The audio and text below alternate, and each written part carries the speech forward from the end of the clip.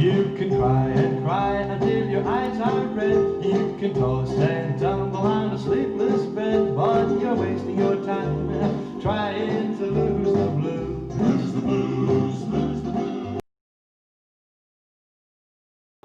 Oh, look at that. Well, I've just parked. Just parked as we're speaking, yeah, just parked. Well, welcome to another episode of It's Your Time You're Wasting. And David, you're in a car. I believe it's an electric car joined to an electric phone, and you're just he's dropped out. Now, when this happens, which will happen, a big question mark comes on the screen, and David has to plug himself in again. And that's the problem we might be having in tonight's episode, because David is in some seedy place in the middle of I don't know, some service station somewhere. Are we back? Yes. There he is. So I'm in Membry Services on the M4. I've got a very unstable connection, so I might be in and out, but I'm going to do my best to participate in today's fun fact episode. And so, Martin, you've been very busy this week interviewing people, haven't you? Yes, I've done 2 interviews this week to your one, so I should get paid twice the amount for this week's work. Clearly. Well, yes, yes, but you can get double of nothing. Double of nothing. That might be the best way to go. So who have I interviewed? I've interviewed Mr. Controversial this week, I think, Mr. Calvin Robinson, no relation, right. I do hasten to add, and Jules Daulby. And we're sort of talking about what we should teach in the classroom, the things that the government has said, and basically what that means for teachers, and I think Calvin's sort of supporting the government more than Jules is, perhaps. So a bit of a interesting conversation that we'll comment on afterwards. And who did you interview, David? Well, I interviewed Peps Mccrea, one of the most charming but heavily tattooed men in education, and he, as some of the viewers might know, Peps is the Dean of Learning at Ambition Institute, and he also over the last however many years, he's been self-publishing a series of books that he calls the High Impact Teaching Series, and he's got a new book out, and it's called, and it's not, for the first time, it's not published by John Katz. So that's a bit of a turn up for the books.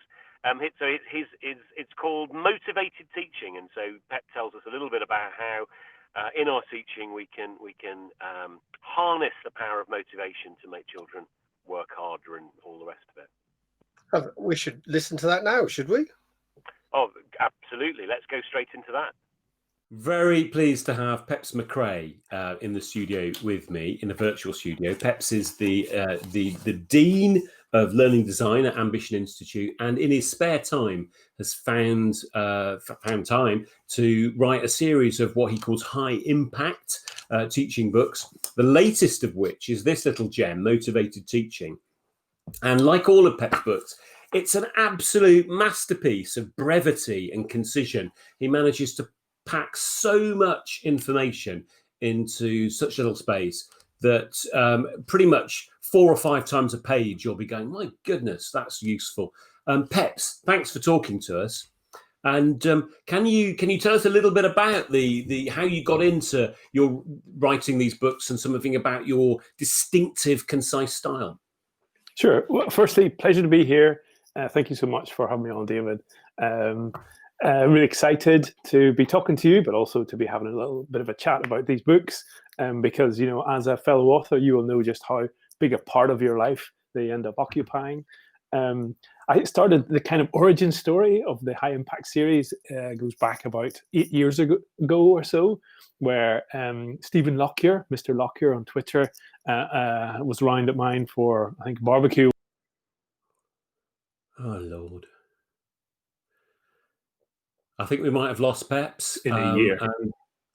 Peps, we lost you just as we were about to hear about the barbecue story. Yeah. So Stephen Lockyer was round, short story. We had a bit of it was the days where self-publishing was just like beginning to emerge, and we had a bit of a bet who could produce the most books in a year. And I think we decided we were going to try and write 10 in a year. And I was like, yeah, I'll take this on, no problem. Of course, like, yeah, so what are we, 8 years later or so, and we've managed just to produce the third. I'm a little bit behind on schedule, but still massively enjoying the process. And actually a bit of a hat tip to Stephen Lockyer out there for like getting me started.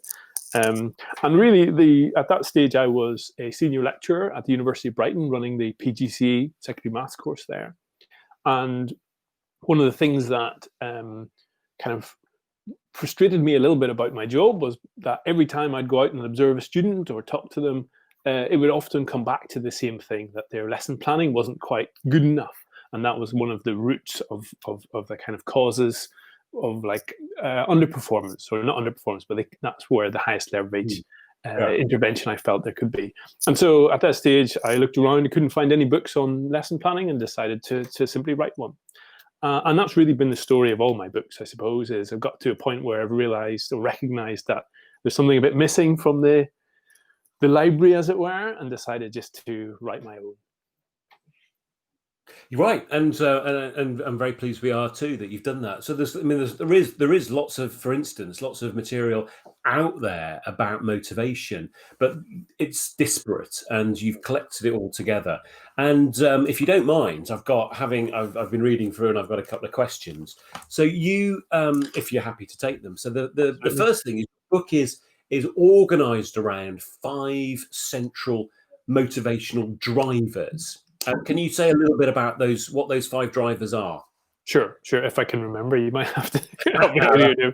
Yeah. So the 5 drivers are, okay, this is a good bit of retrieval practice. I'm going to be checking. yeah. So the first one is secure success. Is that right? Yeah. Okay. And really about helping your pupils to develop. So ensuring success there. The tension as we wait for the second driver is palpable. So we were waiting with bated breath for the second driver. The technology is really good at just pausing at the right cliffhanger moments. So yeah, secure success, about helping pupils to develop a sense that they can do it. The second one is run routines, which from like an economical perspective is about reducing the cost of actually investing in an action or an opportunity. And then the next 2 drivers are sort of more social in nature. So they are nudging norms, which is all about social norms, and then building belonging, again, what it says in the tin. And then the final driver is called, what's the final driver? Do you want a tip? Yeah. It begins with B, boost buy-in. Yeah, which is really a way of trying to harness the power of autonomy in the school environment, where autonomy isn't always like the easiest thing to offer.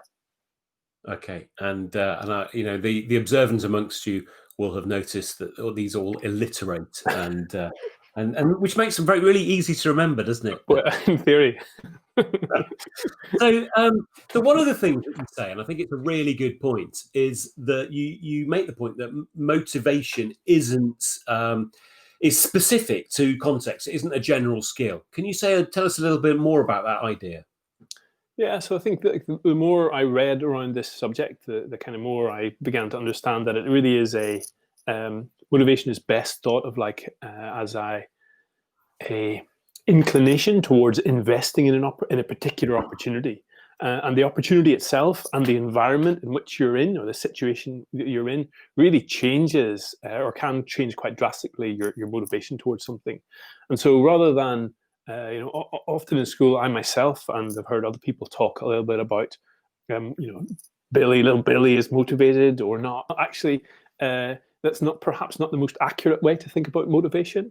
And instead, it's better to think about whether little Billy is motivated towards a particular thing in a particular situation. Okay, and which really makes sense with the first of your drivers being about success. And I've written in the past about that success has to be first in whatever it is that you're doing. If you don't believe that success is possible, if you haven't experienced success, then everything else is a lot more difficult. And that's certainly something that you seem to endorse in your book. But absent, strangely absent, curiously absent, perhaps. And you make the point that some of the things that people might be expecting to find in this book are ideas around trying to make lessons more enjoyable, more fun, and giving lots of rewards and that sort of thing. But you've purposely jettisoned those ideas. Can you say why they didn't fit into your schema? Yeah, and I think that there is a role for rewards and sanctions definitely in schools. And excuse me, I'd say that the book, hopefully it's comes clear across in there that motivation is only part of the picture, and of course we need like a strong curriculum and a good assessment system, but also a really strong behavior management policy and systems within the school. But what rewards and sanctions often don't do are really pull on some of those environmental and experience levers that we talked about earlier, which are, for me, at the heart of motivation. And so, for example, you might offer a little Billy a reward of some kind or a sanction of some kind, but compared to the power, say, for example, of the social norms in his environment or the feeling of belonging, those things will pale in comparison. And I suppose the second thing to say is that sanctions and rewards are what we would, or what the research would traditionally call extrinsic motivators, or the source of that motivation is extrinsic. It's outside of, in terms of like thinking about intrinsic and extrinsic, I think the most helpful way to think about it is not in terms of whether it's in you or outside of you. I think that's kind of not a misinterpretation of that framework, but more in terms of like the source of the motivation itself. And so intrinsic is best thought of as like you being more motivated to the object itself. And in teaching, that's the thing that you're trying to get pupils to learn, whereas rewards are trying to motivate you towards that reward itself. And that can create issues and problems further down the line, because you end up doing things to get the reward. You sort of game the system, as it were.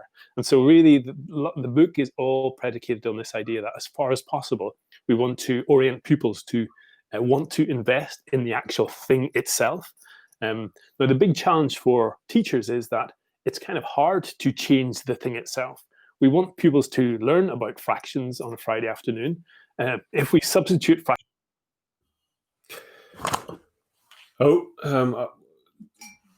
hearing about fractions is always fun. So fractions on a Friday afternoon. Yeah. So if we could very easily change motivation by substituting out fractions and just like learning about football. Little Billy would probably be up for that. But as educators, we know that fractions are really important. And so what we really need to do is to change the environment and Billy's past experiences so that he actually is motivated to learn about fractions and not just try to replace the object of the learning itself. Right. Okay. So one thing that, just on that subject, just whilst we're talking about motivation, so do you think there's nothing extrinsically wrong with being motivated towards, for instance, wanting to achieve a good set of exam results? That you wouldn't see that as detrimental. No, not at all. Yeah. No. It's no. Okay. It's a valid aspiration. I suppose the thing that it might not do is it might not motivate you to put in sufficient effort in the moment. Right. If that makes sense. So like your local environment probably has a greater impact on your effort than a kind of aspirational goal that you hold. And so if in the moment you actually, for example, you hadn't been very successful in maths for a while, you didn't feel part of that classroom, the norm in the classroom was to not engage, then actually it doesn't matter how much you want to achieve in an exam, you're probably not going to put in that much effort because of the situation you find yourself in and the past experiences you've had in that context. Right. Okay. It's going to be harder to do. So definitely see that. One of the things that struck me reading your chapter on success is you talk about the need to attribute success correctly, and it reminded me a bit of Kluger and Donizi's. I'll just wait for Peps to come back. before I talk about this. But yeah, Peps, I was just saying, so the writing you did about success reminded me a little bit about Kluger and Donizi's feedback intervention theory, that for students who are not achieving where we want them to achieve, the most important thing is that they are able to. The feedback is successful when it results in them thinking, okay, I'm going to actually invest greater effort trying to work out how to solve this particular problem, and so it doesn't matter so much what you do if it's not understood in that way, then the whole thing can go wrong, and that's something you really seem to be chewing at in this chapter. Do you want to say a little bit more about the way you think about attribution? Yeah, sure. And it's, I suppose, what at the heart of all of this, at the heart of motivation itself, is this issue of perception. In that, like a lot of the way a lot of the reasons that we either put in effort and invest attention in things or not, are not because necessarily of the reality that we find ourselves in, but how we perceive that reality. And so, past success is a subjective thing, and it depends on, for example, how we have framed success for ourselves in the past. And so two pupils who could have exactly the same experience, one of them could feel that they've been really successful and the other could feel that they've continually failed.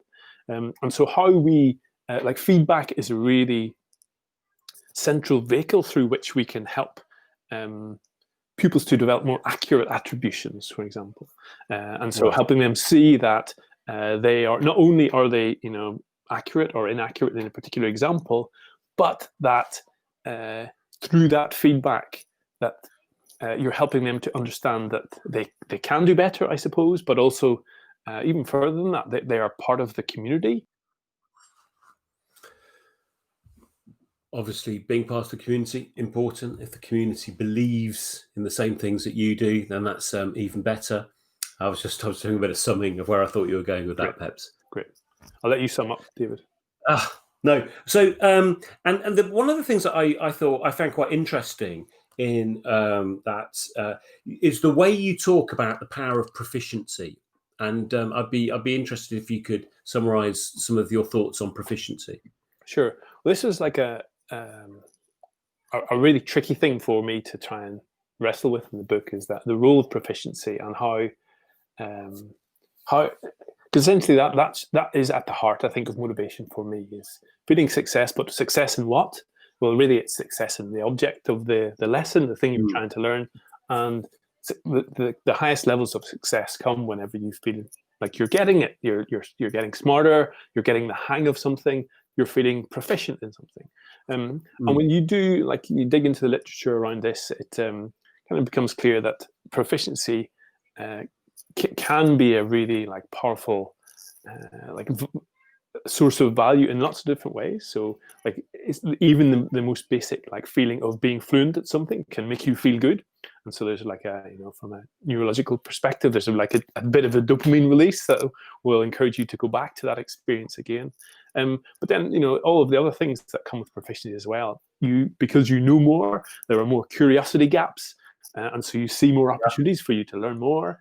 There is a sense of awe about the world because you understand what's going on. You feel a greater sense of agency because you can now act in the world if the information you have learned, if you understand how it can be used. So really, for me, proficiency should be the thing that we are striving for as teachers, because it is the thing that can power intrinsic motivation more than anything else.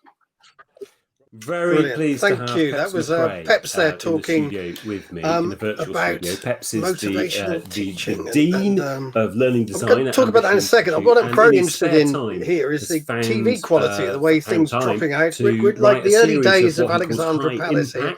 Things will get better as time goes by. Which is this little gem, we're in colour for a start, and 3-dimensional. And like all of Peps' books, but do subscribe to make sure you don't miss our improvements as time goes by. He manages to very interesting, David. I was talking about the relationship to the actual things themselves, pretty much motivate 4 or 5 times a page children and make them think about what they're doing, rather than motivation as a general thing. And there's this thing about I'm motivated to do this, and the writing importance these of books and the something about perception of your those things, distinctive, and concise style. therefore the subjective Sure. Well, view firstly, of pleasure to the be here. pupil. Thank you so much for having me on, I David. find that most interesting about really what he was excited saying to there, be rather talking than to you, the but also books to and be the having a little bit motivational of a chat about speakers these who books. wander around trying, Because, hey you know, guys, as a you fellow can do it, author, you will can know do it, just how and things big like a that. part of your life No, they end up absolutely. occupying. So, I mean, the book is I very. started the it's kind of very origin story succinct, of the very High short. He Impact doesn't series. go into- he doesn't Goes get back into about debunking 8 years things ago particularly, but or so, certainly doesn't where talk about any Stephen of that Lockyer, Mr. gubbins, Lockyer no. on Twitter, But it's was round at mine for it's a great I think, book. barbecue. There's a quote in there on one of his previous books Lord. from Dylan William, which says, "If you've got a spare half hour, you could read." I think this we might book have cover lost to cover, Peps in a year. and you're unlikely to Peps, find we as lost much you Right. just insight as we per- were about to per hear about the page, barbecue story. Yeah. So anywhere Stephen else. Lockyer was round, short So story. it's a very We had a bit of like, it was the days economical, where read. And, self-publishing Peps was is a lot of just fun. like beginning And to in the full emerge, interview, and which we'll release we had a later bit in the of a week, bet who could produce the we most actually books get in it. a We year. end up. And I think we talking about decided we were going to tattoos, try and write so 10 in a tune year. and hear And all about I was like, story yeah, of I'll take this Peps's on, no problem. tattoos, which are many Of course, and like, various. so what are we, but 8 years don't later worry, or so, there's and we've no managed just to things produce a revealed third. I'm a that little can be bit behind on schedule. I was kind of hoping there wasn't going but to still be massively enjoying any the process. tattoos And, revealed, but actually a bit of a you hat tip you to fascinate me Stephen now, so Lockyer I'm out definitely there going to for put a getting reminder down started. for when that'll come out And during really, at that stage, I was Perhaps a that- senior should lecturer say, at the in University our of Brighton, running the defence, PGCE the secondary maths course technological there. problems were entirely And Peps's making. one of the things that For kind of once, we're not to blame. frustrated me a little bit about my job was Well, that every time I'd go out the and fact that observe you're in students a or talk to them, car it in the would middle often of come back to some the same thing, that their lesson planning godforsaken wasn't quite good what enough. is it? And that was one of You're the in a roots of motorway the kind of street. causes on the M4. of like It's, all the best underperformance, people or not underperformance, but Look, that's if you where want the highest to there go been, and mob David, intervention I felt you there now could be. know And drive so over at to that Memory stage, I Service looked around Station and and couldn't you can find get any his books awesome on lesson planning, and decided to and be simply write live one. on our show And as that's well. really been the Perhaps we story should of all give my it books, I sweets or suppose. something like Is I've that. got to a point where I've realised or recognised that there's something a bit missing from the library, as it were, and decided just to write my own. It's just a rubbish one. It's the most boring. Right, and I'm very pleased we are too. It's certainly that you've done that. outside So and it's certainly live, there and is therefore we lots can of, take for advantage instance, of lots that of by having material people out there Look, about should motivation. we move but on to it's disparate, and you've collected it all together. to another and interview, if I you don't think, mind, with, I've been reading through, and I've got a couple of questions.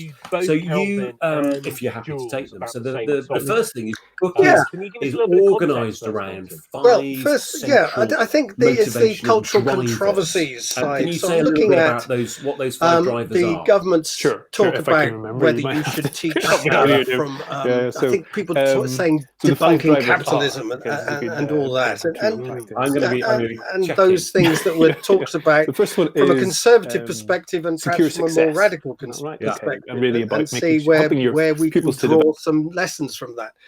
So Calvin, particularly, I think we're going to first, as we wait for the second and we have him driver there. So I've just seen him on the screen. We're waiting.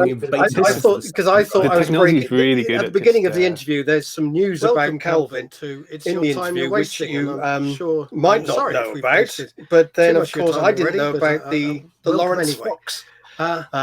By the way, relationship when I was talking to him, so I would have talked to him about that, but I didn't. So, but as far as I'm aware, certainly that raised some controversial. We could be distant cousins, we Martin. say during the week when that came out. You never know. But I think he's advising Lawrence Fox, and it's the Reclaim Party, isn't it? Computer science teacher. Yeah, what are they doing? They're reclaiming Inspector Morse or something like that. Give it some I think it might where we are now. You're no longer CD. I'm not sure. But certainly to pursue a higher calling. Calvin was a conservative. Then he became yes, that's right. Thank Thank you, the Brexit Party, and now he seems to have gone to the Reclaim Party. So I would have loved to have talked to him about those drifts. Is it a drift to the right? Is it not? I don't know. At some point.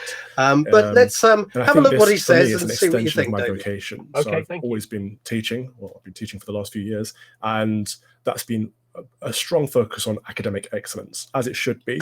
But I feel like there's part of our education system missing. And for me, that is the character, that is the Christian values and the ethics and morality around everything that we're doing. We're sending people out into society with amazing grades, but not particularly well-rounded individuals. And I think there's a gap there that needs to be plugged. So that's what I'm hoping I can have some impact on eventually. It opens up all sorts of interesting areas for discussion there, including about religious education in schools, of course. and perhaps the government's new guidance on religion and sex education, for example. I take it you've had a look at what has been causing a bit of consternation in areas of social media over the past week or so. Can you tell me your angle on it, please? Yeah, I think it's problematic from the beginning. So this new Relationship and Health and Sex Education Act was supposed to do a good thing, as all these things are. All these policies are well intentioned, but it was supposed to have modern conversations around the family. And for me, that's very important, because the family is the cornerstone of our society, and we need to have more conversations about the family structure. Not any particular family structure, but families in general. We need to emphasize the importance of that, because that's what our communities are built on. But this new act suggests that taking what was, we've always had sex education in secondary, it's saying taking that, expanding that into relationship and sex education, and teaching it all throughout school. So what we're going to end up with is, what we're seeing already is really bizarre things like teaching how to masturbate in primary school, which I think is completely inappropriate for a whole host of reasons. But why it's extra problematic is because in this new legislation, it's now illegal for parents to remove their children from sex education classes. And that's, parental rights and responsibilities are important, because they are the family structure. And I think taking those rights and responsibilities away and putting them on the state is troubling, because the state should be a safety net for families. It shouldn't replace families. But what we saw when this act came into play is that schools are quickly struggling to adapt. They have to teach this stuff, so they're using outside resources, as schools often do, go on TES and download some resources. We're seeing outside agencies being brought in, and I'm talking about companies like organizations like Stonewall and Mermaids that have very political agendas, especially when it comes to queer theory and gender theory and these ideologies that are not completely scientifically backed, but are ideas more than anything. And we're seeing things that are ideas being taught as facts. And that's very troubling. And so the government came out with further guidance that said, if you're teaching political ideas, it has to be balanced. You can't teach political ideas as facts. And that's, if you do, you're in breach of the 1996 Education Act, which, of course, by the name has been around for a long time. It's a shame that schools needed reminding of this, but they do. And when we talk about political neutrality, we're not talking about being apolitical as in not partisan politics. We're talking about politics in general. So ideas and thoughts being taught as facts. Everything needs to be challenged. Everything needs to be balanced. And we haven't seen that in RSHE or RHSE so far. So the government brought it out for that reason. But why I'm so interested in it is because it enables us to push this conversation again and reminding schools that they do have to be politically neutral. And we've seen the backlash on Twitter, for example, on social media and in the media has been horrendous. A lot of teachers are exposing themselves now, saying, I've been promoting Marxism or communism, or I've been promoting against capitalism for all these years, and I will continue to do so, or I will stop teaching. It's like, well, first of all, what you've been doing is wrong. But there are plenty of ways that you can address. If you think capitalism is an issue, you can address capitalism in schools appropriately. What you can't do is indoctrinate young people to your way of thinking politically. That's not okay. And I think, I've been talking about this for years at education conferences and in the media, talking about how I think schools are indoctrinating children. And I think that a lot of that comes from the fact that 70 to 80 to almost 90% of teachers are left-leaning and Remain voters. That wouldn't be an issue normally if they weren't pushing those views. But from what I've seen in my anecdotal experiences, those views are being pushed onto young people. And that is, by definition, indoctrination. And it's not okay. It's not right. And now these people are exposing themselves. And I do want to clarify that I'm not teacher bashing. I think teachers are the hardest working individuals I've ever had the privilege of working with.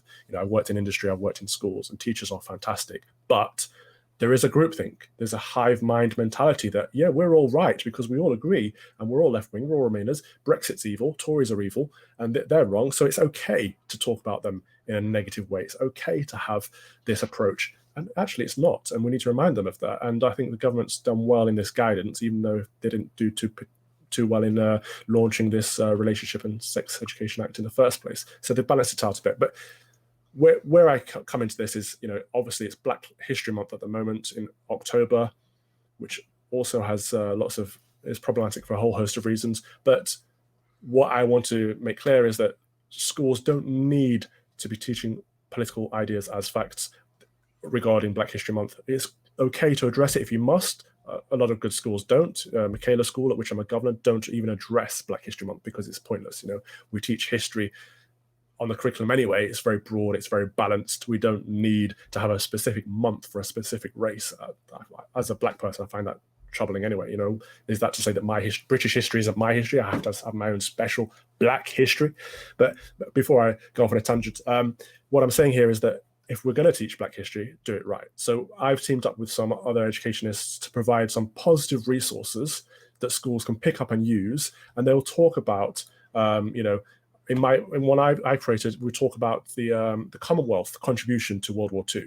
So, continuing the stories of brave service personnel who gave the ultimate sacrifice to defend our rights, our freedoms, and British values and the things that we believe in, and helped shape Britain to be the nation that it is today. I talk about Jamaican RAF pilots. I talk about Australian soldiers. So it's not about race, but it is about a diverse contribution. And that's what I think we need to be doing.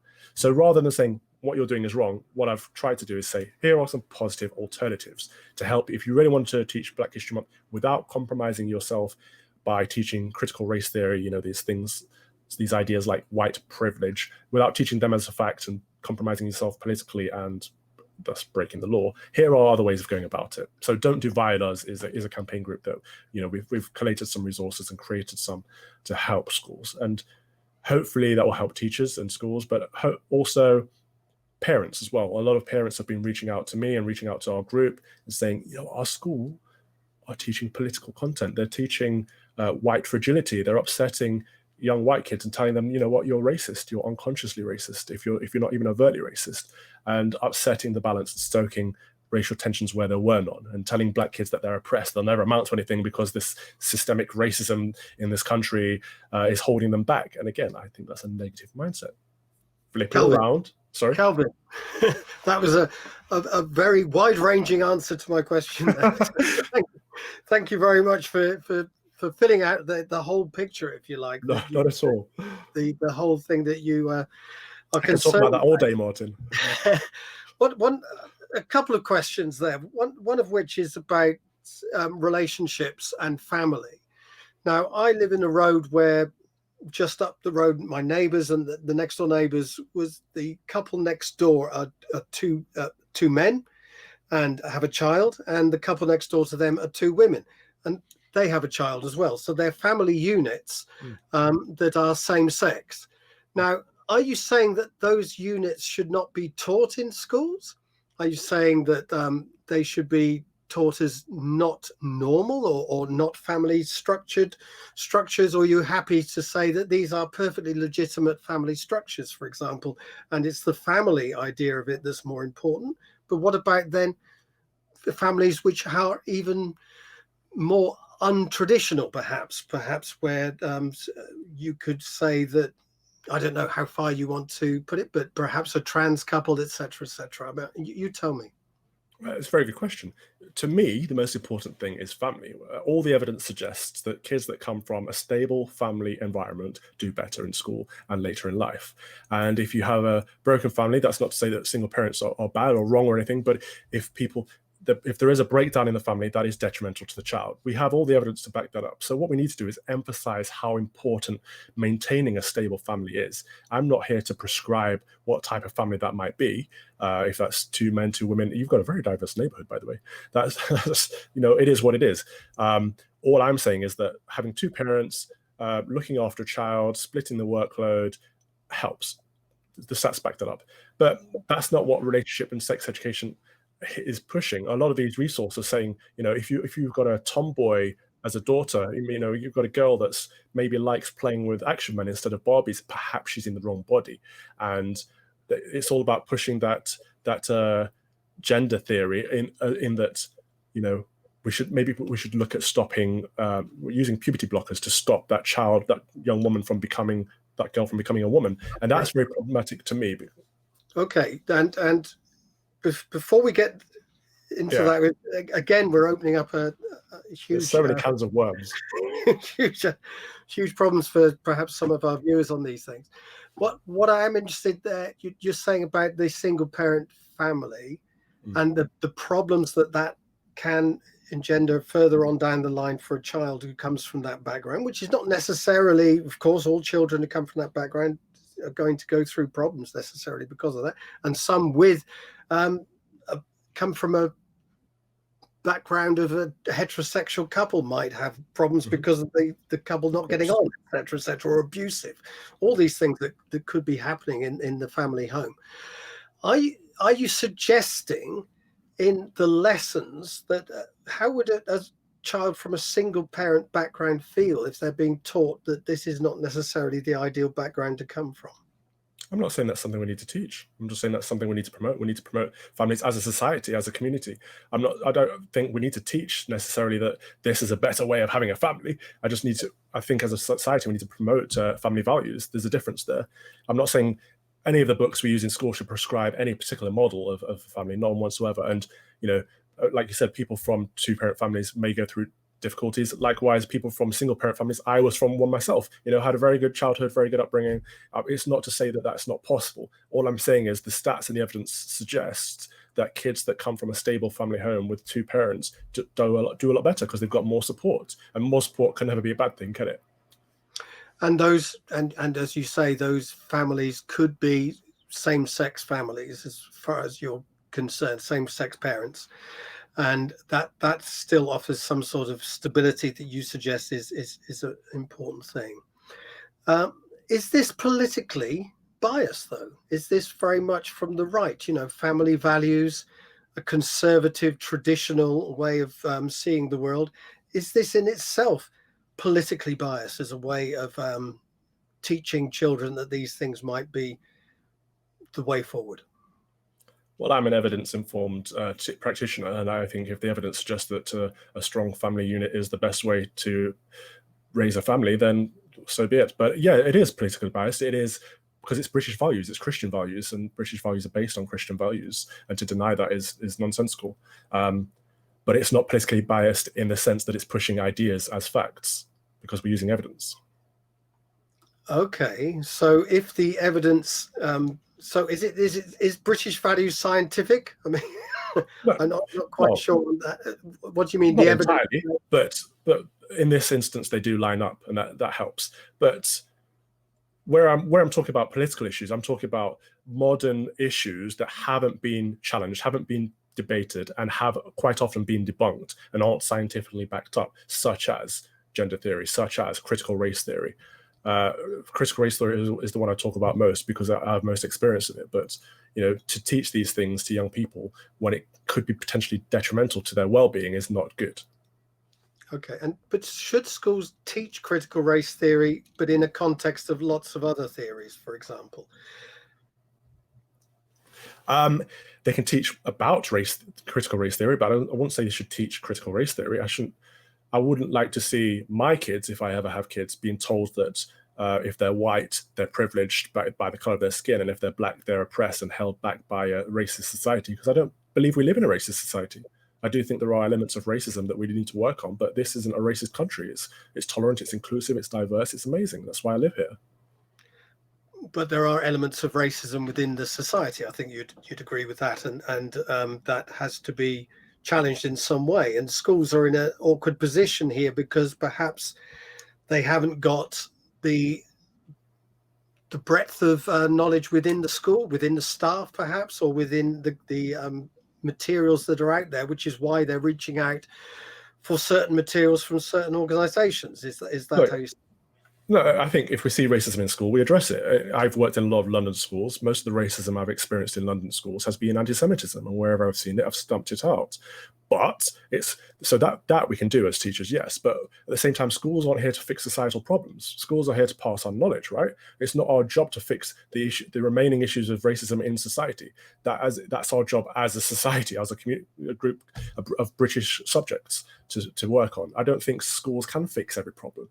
Like I said earlier, we as a people need to promote family values, but I don't know if that's necessarily the job of a school. Okay, there we are. And that was Calvin's view.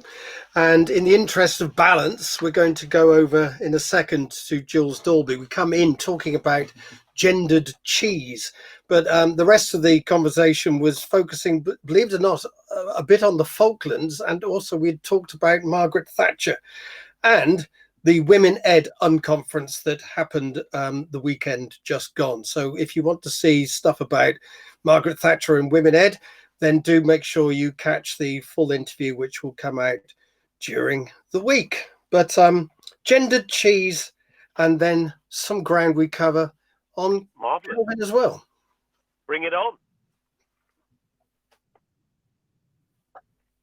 Well, very conscious of the fact you kept saying gendered cheese, and I've said it once, now twice, and some people might be looking at this rather askance. What do you mean? Okay, gendered cheese. Gendered cheese was how I was sort of invited onto Women Ed, really, because I started off. It came from Twitter. It's a bit like you'll know everyday sexism. So everyday sexism is a hashtag on Twitter that people use for sort of, you know, just very small incidents that happen all the time to women, you know, and they're not massive, but they're just, and they do a hashtag of everyday sexism. So in a similar way, we started off. I had a conversation with some people called Let Toys Be Toys and Let Clothes Be Clothes. And it's all about gendered toys and gendered clothes. And we were seeing examples. So one of them was, so examples of pink baby grows and blue baby grows. You know, so right from the time you're born, you're stuck in a Superman blue baby grow or a princess pink baby grow. You know, so it started there. And then somebody showed some pictures of, they're a bit like, they're cheese, but a bit like Baby Bells, you know, those ones, and they were gendered for boys and girls. So you go in and, you know, you buy your boy cheese and your girl cheese, and it's exactly the same, but it was just gendered how it had been marketed and packaged.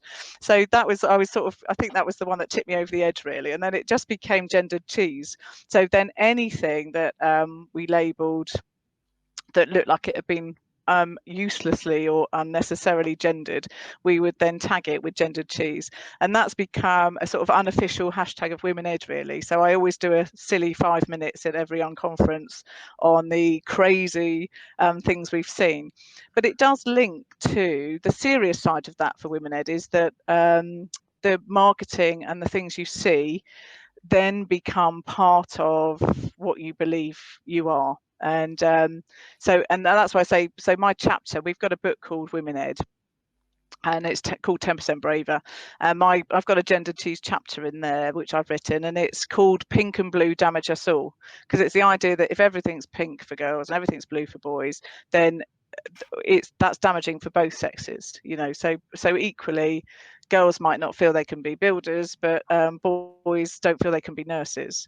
And one of the pictures I showed this year at the Unconference was two little children and a boy in a green doctor's outfit that said doctor in waiting, and a girl in a pink outfit that said nurse in waiting. So, and that's happening all the time. So, you know, in cards, in shoes, Start Right, local shoes for Start Right at the moment. There's a girl's shoes that are called, I can't remember now, the boys are called Bolt and the girls are called Giggle. And they're named shoes by a school company, you know, that's selling school shoes to girls and boys, and the girls buy Giggle and the boys buy Bolt, you know, and that kind of happens all the time, and that we're brought up with that. So suddenly when we want to be what we want to be, we're changed by those sorts of marketing, gendered cheese. Okay, it's interesting now because you mentioned two genders, male, female there, and of course nowadays we live in a background where certainly there are lessons being taught at school which go up to about there are 100 genders and all that. You know, does that mean there have to be 100 different Baby Bells? Perhaps, I don't know how that would work out, but it brings us seamlessly into the culture wars debate, and whether it's J.K. Rowling or whether it's Black Lives Matter or whatever, there is a lot of issues on either sides of the argument that have gone straight into schools as well, what we teach in schools. And Gavin Williamson is certainly this week at the Conservative Party conference was expressing his dismay, perhaps, that in some schools he thinks that they are teaching things which are perhaps politically controversial as being non-controversial, that there are perhaps 100 genders, for example. What is your take on what's been going on over the past few months certainly in perhaps Gavin Williamson's mind and in the government's mind to bring about their advice to schools not to teach politically biased material, or certainly not to teach it as though it is fact.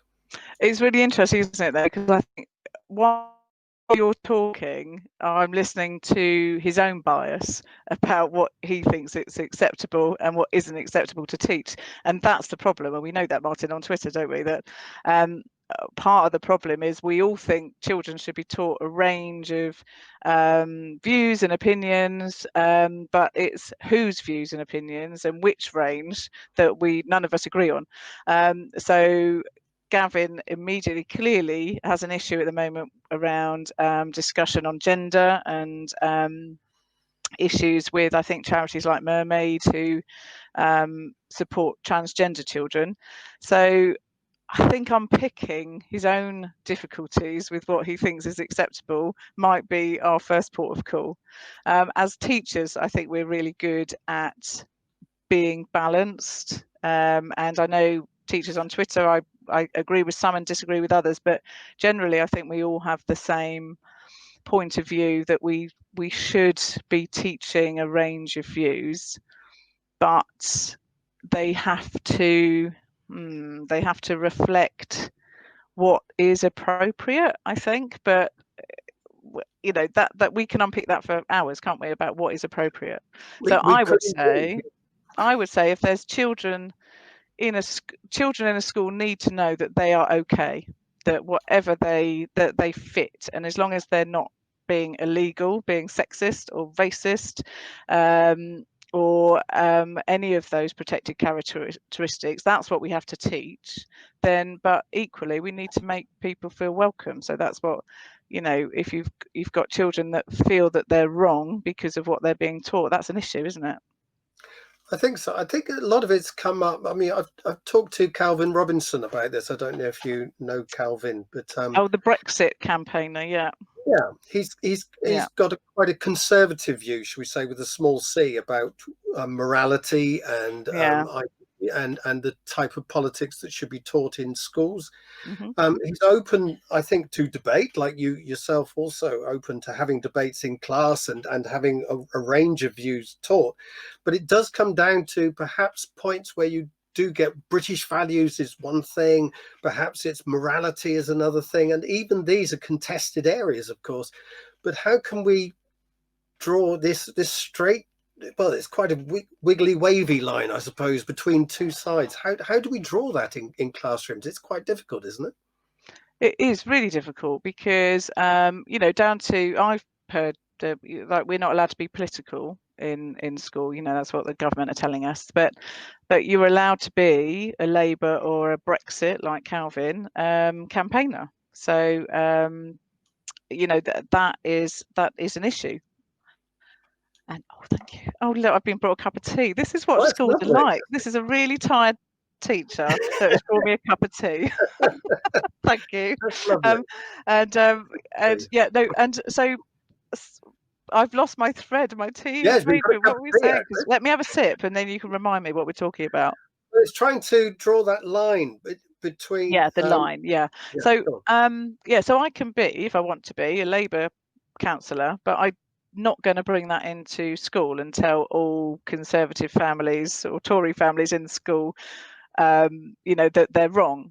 We just can't do that, can we? So you know, we have to accept that everybody has different views, and the line for me is what makes people feel welcome, what makes people a good neighbour. So, you know, so I'm always, if you're talking about sexism, if you're talking about racism and all the protected characteristics, then if that's a clear line, anything else I think is up for debate, and I think that's where we need to bring that in. But you see, I've got a big thing. I think campaigning should be part of the curriculum.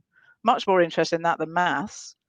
Give a kid a banner and take them down to Westminster, and they should kind of, you know, get in campaigning. I love your face there. I mean, I did say that. No, I do think maths is quite important, but I think campaigning is really important. I think we should be teaching it, and we don't. And actually, Gavin Williamson seems scared of it. Well, that's one of the things they actually mentioned that shouldn't be happening. Yeah. But I mean, would you allow kids to choose their own thing. Perhaps if they were, you know, I don't know what kids would necessarily choose, but you say campaigning better than maths. Well, let's scrub that as an idea. But certainly, let's say if kids are going to learn to That's my campaign, career finished.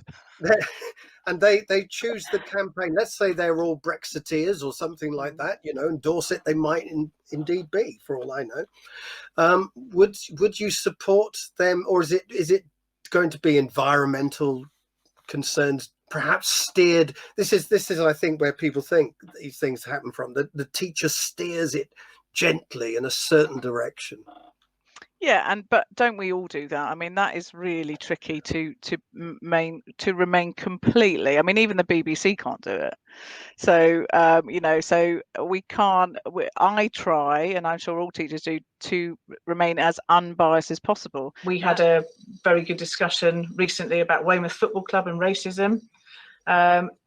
Some of our students are real fans of the local football teams, but got very upset when they heard some people chanting and being racist. You know, that was great. It wasn't great, but it was a good place to start a debate. So that's where we go with it, isn't it? You know, keeping them current, talking about things, but being very sensitive. But I do think being skilled in speaking and listening and debate is something a teacher does need to be good at, and also does need to be very aware of current trends and affairs. I think that's very important. And Jules, as someone who was working in the Falkland Islands and treading that line between your own politics and the politics of the Falkland Islanders and having to be very sensitive, you're one of the people to really think about this and perhaps communicate how teachers can make sure they tread that line carefully. Yeah, absolutely. But I think Gavin Williamson needs to think about that too, because actually sometimes the messages that come from him seem to me to be more political and biased than actually the teachers in the classroom. The teachers are much better at this than he is, I'd have to say. Jules, it's been a real pleasure to speak to you this evening, and I hope you are enjoying your life down in Dorset. It must be wonderful, actually. Thank you, yeah. Especially arguing about whether it's cream and jam or jam and cream. Well, you know, or even scone and scone, to be honest. Scone and scone and gropples and all those things going on down there. Gropples and where to. Yeah, no, it's been lovely to talk to you, Martin. Thank you for inviting me on, and testament to you, because I know, you know, I am known as a lefty progressive, and you've invited me on. So, hey, that's brilliant. Thank you very much, Jules. Take care. Thank you. Okay, bye. Bye-bye. Well, that was very interesting, Martin. So ending up there with Gavin Williamson, a Tory, is politically biased. I had no idea. But no, there's a really, of course, and I think this sort of came out in the debate, of course, we all have our own opinions and our beliefs and our politics. And I think that, I think what came out from both sides really of that debate is that whatever our beliefs are, presenting children with a range of opinions is, everyone agrees, is the right thing to do. But I don't know if we really got to the heart of the fact that it would appear, or some people believe, or maybe it's just Gavin Williamson who believes, that there are some teachers, and Calvin certainly seemed to be believing there are teachers who are expressing outrage that they might not be allowed to preach in classrooms that capitalism is wrong and the state should be brought down. We didn't really get. Does that sort of come out in the full interviews, Martin? It's an interesting point. The difficulty is, of course, we're talking about what people believe is going on in the classroom, or what they hear, rather than having evidence put in front of people saying this has actually happened in this case. You know, in terms of what the government's talking about, I mean, people did talk about mermaid and mermaid there, and external agencies bringing in material into schools. So I think both of them addressed those issues, and that certainly is an area of controversy. I think also Jules talked about, don't we all steer, she said, and Calvin tried to make this difference between promoting versus teaching, you know, that we promote certain things, and that could be an area of interest. I mean, I certainly know of a school that over the general election, schools have their mock elections, and Yeah. one school banned a candidate from UKIP and just said we could only have a Lib Dem and a Labour and a Conservative. It was a school in England, but no UKIP candidate. Now that to me is interesting about where we draw the line about what is permissible and what isn't. That is really interesting. I remember when I was at school, we had a mock election one year, and we voted for the Trotskyist candidate. But I'm not sure that. I think we were more impressed by the candidate than his politics. I can't remember anything that that was under his campaign banner. But no, that is really interesting, because I think that you and I and many other people might take a view which might be negative about UKIP, but I would also want to fight vigorously for the right for UKIP to exist, and I'm even happy for Nigel Farage to exist in some limited capacity.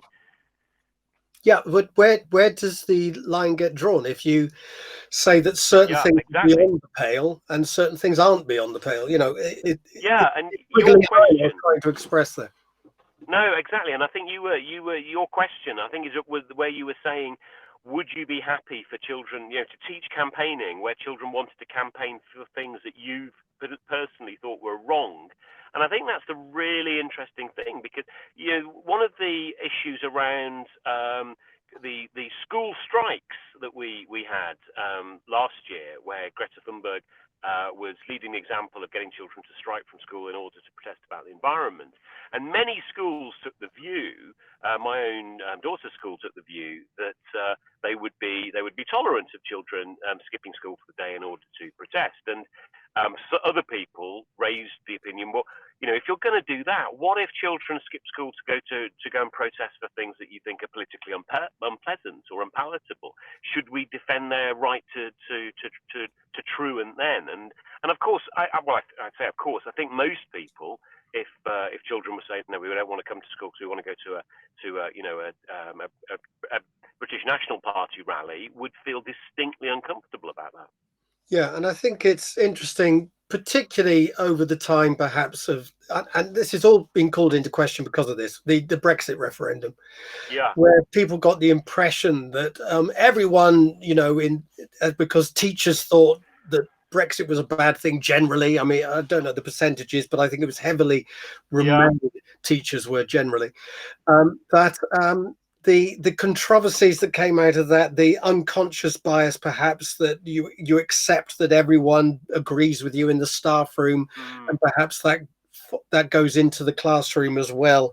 But how do we balance sort of social conservatism, perhaps, against sort of more liberal ideas, which, if we look at a lot of materials that schools bring in, they are more socially liberal, perhaps, these days, certainly than when I was at school, when they were notably socially conservative. So, there is certainly this going on. Obviously, you were at school many, many years ago, and I'm sure they did all sorts of strange things in those days. I was at school quite a long time ago myself. But no, you're right. It's a difficult balance, and I think that now I've got two teenagers at home, and they. We have lots of discussions around the dinner table about these issues, and they certainly see, their parents as fairly sort of hidebound. And, when we talk to them about sort of what life was like in the 80s when we were growing up, they're sort of horrified by some of the views which were considered to be perfectly normal then.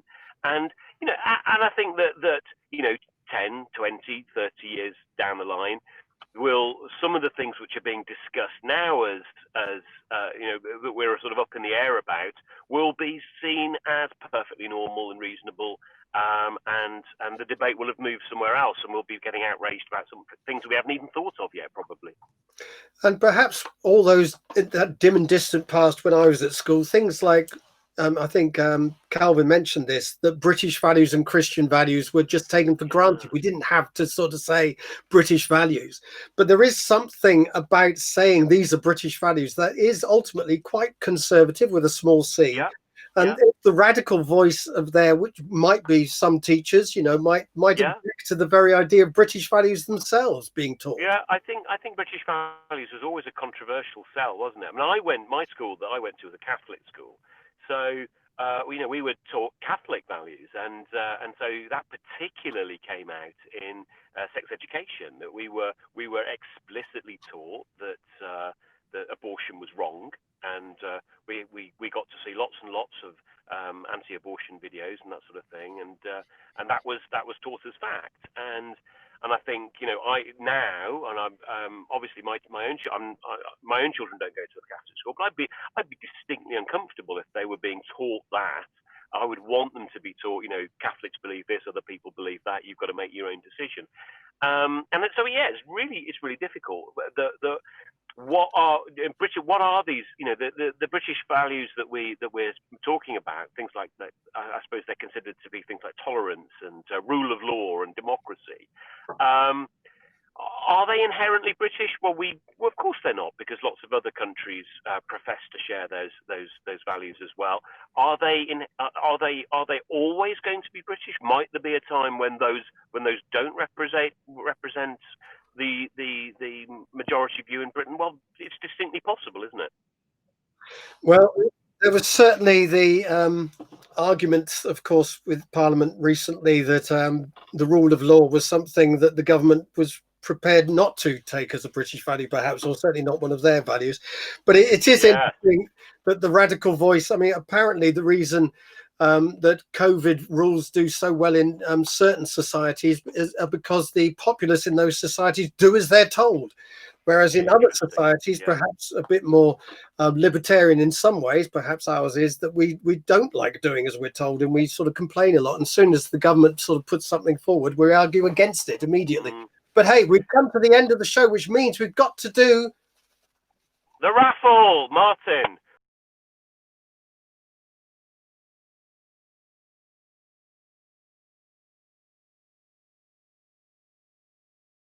Hat.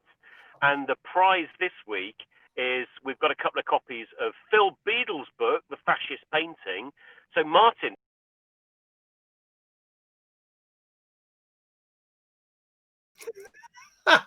Did we all drop out then? I don't know.